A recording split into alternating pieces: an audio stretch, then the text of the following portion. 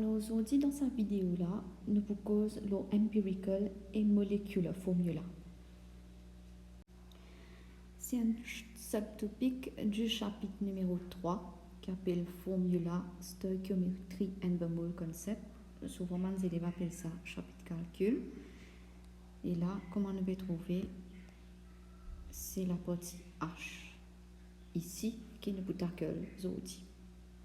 On peut expliquer brièvement ce que ça veut dire ça des termes-là, empirical formula et molecular formula, la différence entre les deux, et finalement, on peut aussi montrer comment travaille ma question d'examen basée sur ce subtopic. Qui fait les moments les élèves travaillent ça calcul-là bien, c'est parce que depuis l'année 2010 jusqu'à 2020, si je dis discuter, man post papers, je peux trouver qu'il Cambridge examinera une question l'eau subtopic là, surtout la partie empirical formula, des catégories dans presque tous les papiers 2, depuis ces 10 dernières années là, il y a une question que nous besoin d'un empirical formula. Donc, en quelque sorte, c'est un point cadeau si nous réussissons à quelle question là, comment business, si nous réussissons à comprendre comment travailler. Alors, avant tout, nous pouvons faire un résumé de ce qui veut dire formula. Donc, c'est une façon simplifiée pour écrire the name of a compound.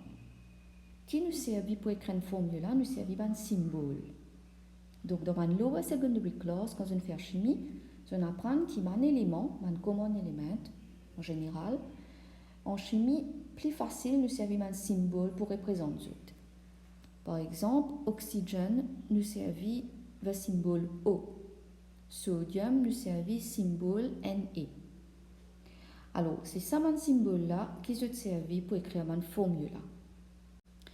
On nous prendre l'exemple pour que mieux comprendre. Alors, si nous prenons par exemple le compound sodium oxide. Donc, sodium oxide, c'est ce nom. Une autre façon pour écrire sodium oxide en chimie, c'est si nous servons ce formule. Donc, ce formule indique nous qui élément qui est présent dans sodium oxide en utilisant symbole. Sodium, ce symbole, c'est Na. Donc, oxide veut dire oxygène et oxygène, ce symbole, c'est O. Deuxième information qu'une formule de nous apporte qui est l'élément qui est présent dans le compound là, c'est le nombre d'éléments qui est présent dans le compound. Comme ici, dans l'exemple de sodium oxide, nous avons tout atome de sodium qui est attaché avec un atome de oxygène. Quand on regarde ce chiffre-là, c'est un chiffre qui est là dans la formule. Alors, quand deux atomes de sodium attachés avec un atome d'oxygène, c'est ça qui forme sodium oxide. Maintenant, nous avons une différence entre justement le mot empirical formula et le mot molecular formula. Donc, la basic difference, c'est que pour empirical formula, c'est une version simplifiée d'écrire la formule du compound.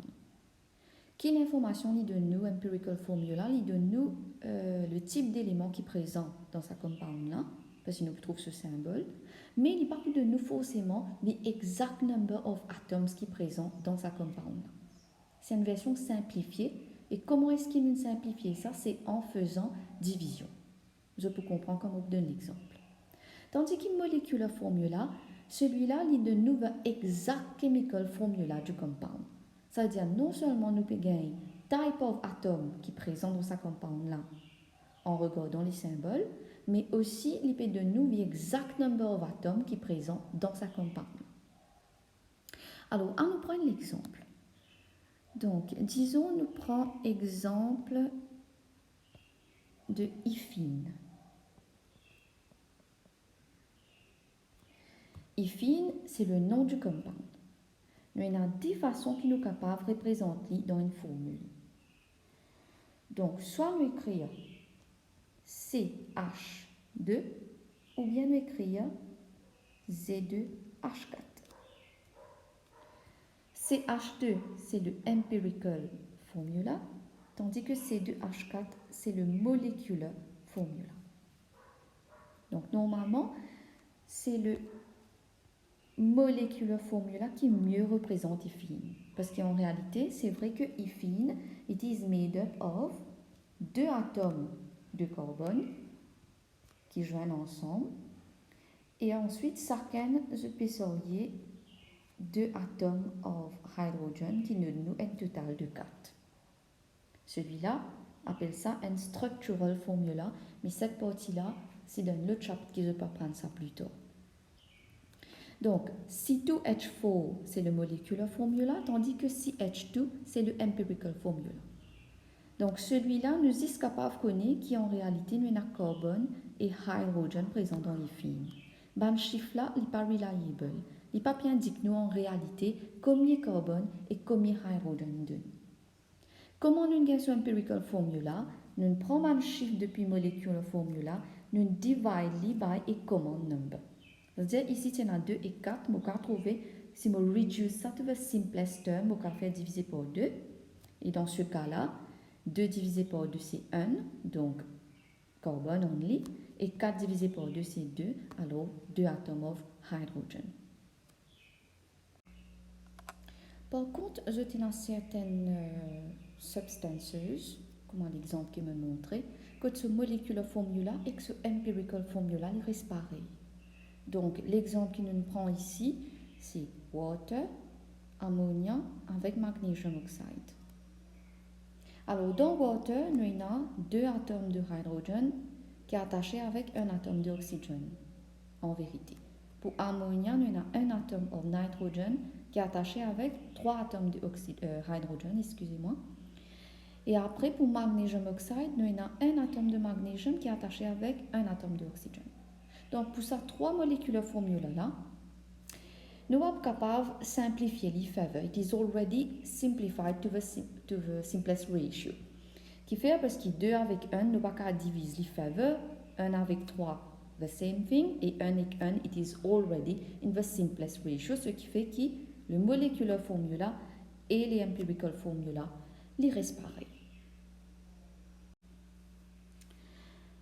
Avant moi de montrer comment nous calculons empirical formula et molecular formula depuis ma question l'examen, ça c'est un petit résumé de ce qui ça veut dire AR.